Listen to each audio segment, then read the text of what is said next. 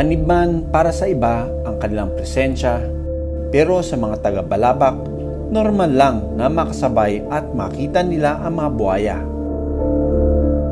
Pagdating sa barangay, kabi-kabila ang babala na aming nakikita. Maya-maya pa, isang buhaya ang bumungad sa amin. Kita mo ito, it's very near the school. Kaya may mga signages doon na babala, may buhaya. Ayun, may mga barbed wire na silang linagay.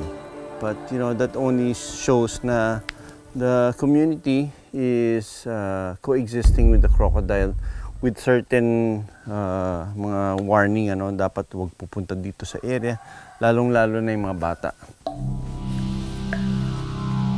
Ang buhaya mukhang mahiyain.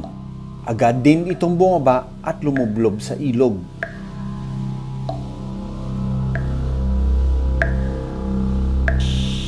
Pero may isang malaking buhaya raw na nakunan na mukhang nakikipag-away.